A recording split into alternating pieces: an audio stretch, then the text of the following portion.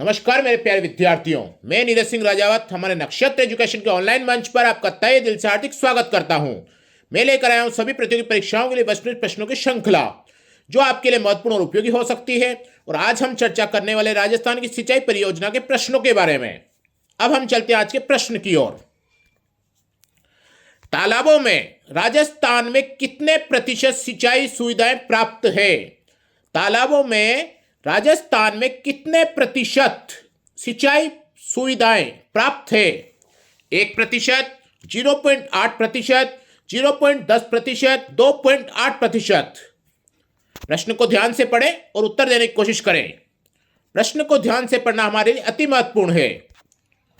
तालाबों में राजस्थान में कितने प्रतिशत सिंचाई सुविधाएं प्राप्त है? 1%, 0.8%, 0.10%, 2.8%। हमारा आंसर होगा 1%। अब देखते हैं अगला प्रश्न, और इसी तरह से हमारी श्रृंखला चलती रहेगी। प्रश्नों का आप आनंद लेते रहे हमारी श्रृंखला का। प्रश्न को ध्यान से पढ़ना हमारे लिए अति महत्वपूर्ण है। प्रश्न को बारीकी से पढ़ें और प्रश्न को पढ़कर ही उत्तर दें, जिससे प्रश्न को गलत उत्तर होने की संभावना कम रहती है। पन्नालाल शाह का तालाब अथवा शाह तालाब कहाँ स्थित है? पन्नालाल शाह का तालाब अथवा शाह तालाब कहाँ स्थित है?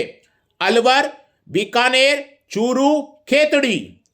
पन्नालाल शाह का तालाब अथवा शाह तालाब कहाँ स्थित है? अलवर, बीकानेर, चूरू, खेतड़ी।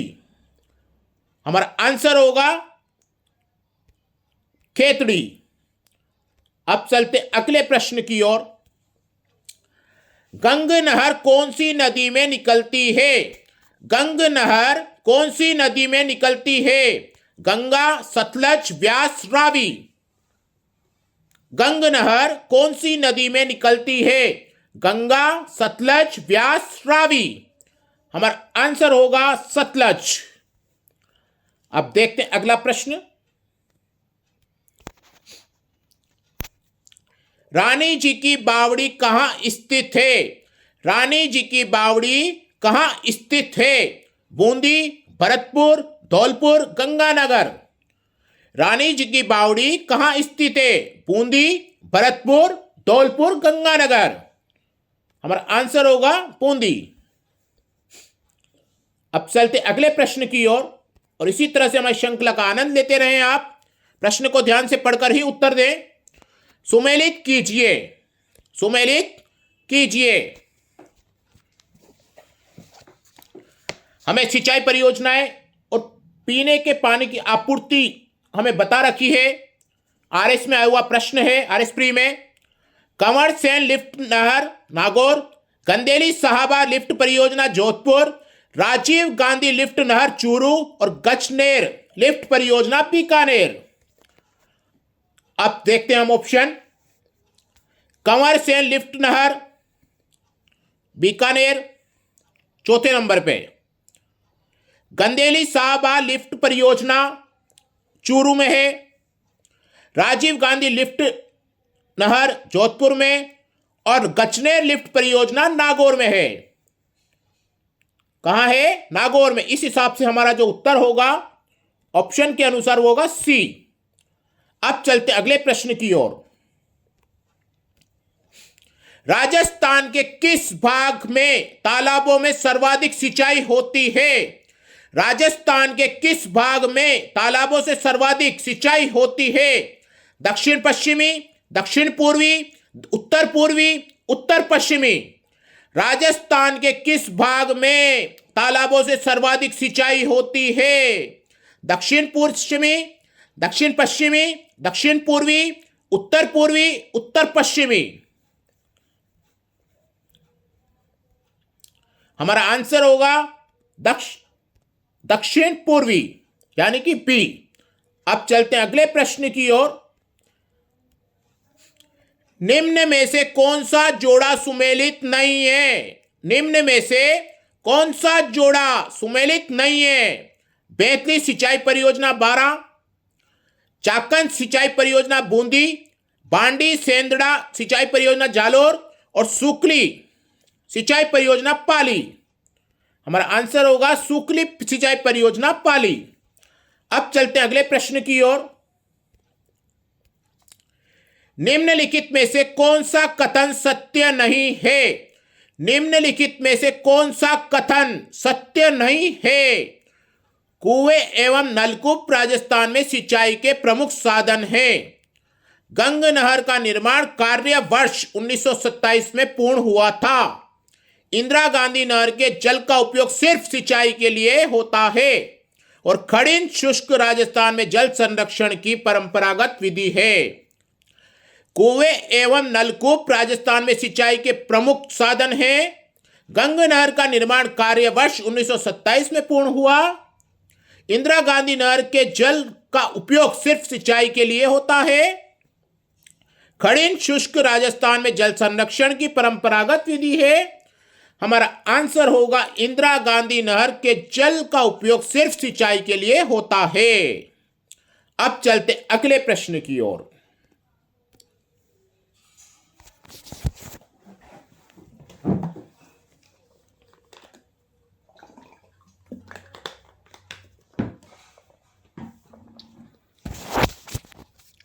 नर्मदा नहर द्वारा कौन से जिले में पेयजल पूर्ति होगी? नर्मदा नहर द्वारा कौन से जिलों में पेयजल पूर्ति होगी? सिरोही व जोधपुर, सांचौर व बाड़मेर, जैसलमेर व जोधपुर और डूंगरपुर व बांसवाड़ा। नर्मदा नहर द्वारा कौन से जिलों में पेयजल पूर्ति होगी? सिरोही व जोधपुर, सांचौर व बाड़मेर, जैसलमेर व जोधपुर, डूंगरपुर व बांसवाड़ा। हमारा आंसर होगा सांचौर व बाड़मेर। अब देखते हैं अगला प्रश्न। समस्त सागर तालाब कहां स्थित है? समस्त सागर तालाब कहां स्थित है? झुंझुनू, कोटा, अलवर, चूरू। समस्त सागर तालाब कहां स्थित है? झुंझुनू, कोटा, अलवर, चूरू। हमारा आंसर होगा झुंझुनू। अब चलते हैं अगले प्रश्न की ओर और इसी तरह से हमारी श्रृंखला का आप आनंद लेते रहें। जवाई परियोजना से लाभान्वित नहीं होने वाला जिला है। जवाई परियोजना से लाभान्वित नहीं होने वाला जिला है सिरोही, उदयपुर, राजसमंद, बाड़मेर। जवाई परियोजना से लाभान्वित नहीं होने वाला जिला है सिरोही, उदयपुर, राजसमंद, बाड़मेर। हमारा आंसर होगा बाड़मेर। अब चलते अगले प्रश्न की ओर। राजस्थान में उपनिवेशन का मुख्य कार्य है। राजस्थान में उपनिवेशन का मुख्य कार्य है रिहायशी भूखंड उपलब्ध कराना, सरकार द्वारा भूमि अधिग्रहण, सिंचाई सुविधा उपलब्ध कराना, भूमि आवंटन कराना। राजस्थान में उपनिवेशन का मुख्य कार्य है रिहायशी भूखंड उपलब्ध कराना, सरकार द्वारा भूमि अधिग्रहण, सिंचाई सुविधा उपलब्ध कराना, भूमि आवंटन कराना।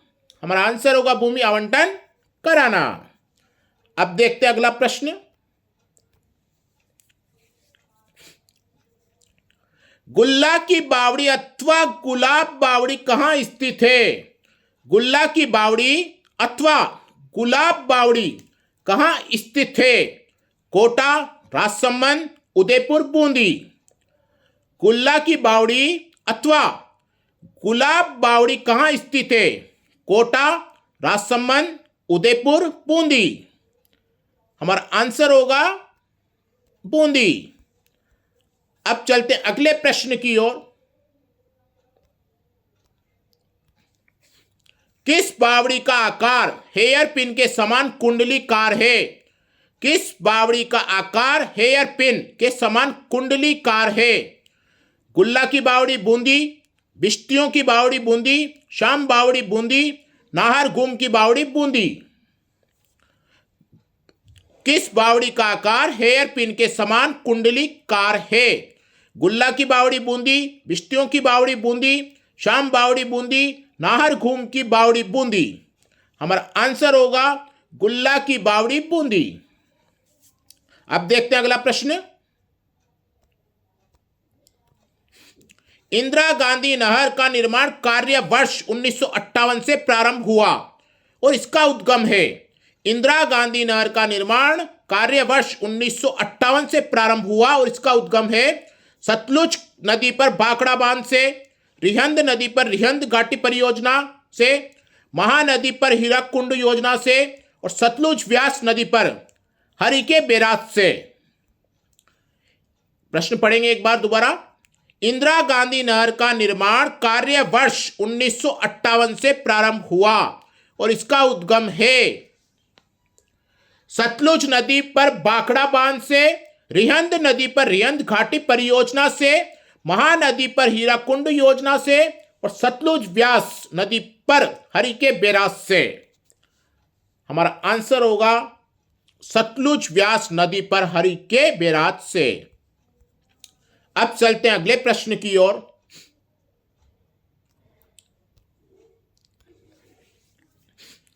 चांद बावड़ी कहां स्थित है? चांद बावड़ी कहां स्थित है? आबानेरी, सांगानेर, चूरू, नागदा। चांद बावड़ी कहां स्थित है? आबानेरी, सांगानेर, चूरू, नागदा। हमारा आंसर होगा आबानेरी। अब चलते अगले प्रश्न की ओर।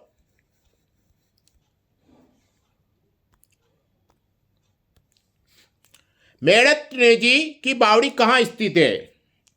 चूरू, झुंझुनू, अलवर, सीकर। हमारा आंसर होगा झुंझुनू। अब चलते अगले प्रश्न की ओर। बिसलपुर बांध किस नदी पर स्थित है?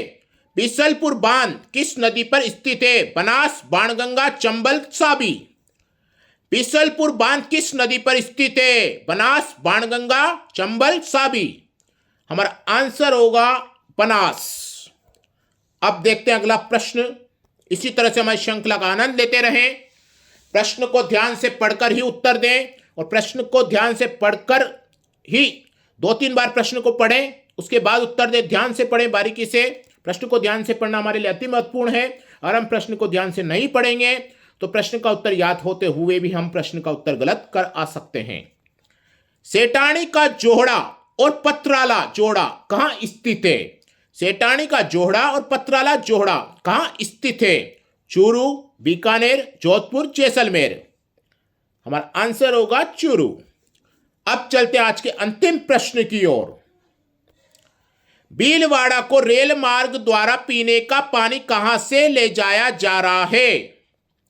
भीलवाड़ा को रेल मार्ग द्वारा पीने का पानी कहां से ले जाया जा रहा है? राजसमंद, बिसलपुर, कोटा, भरतपुर। हमारा आंसर होगा कोटा। ये थी हमारी आज की प्रश्नों की श्रृंखला। हम फिर मिलेंगे कल नए प्रश्नों के साथ। धन्यवाद।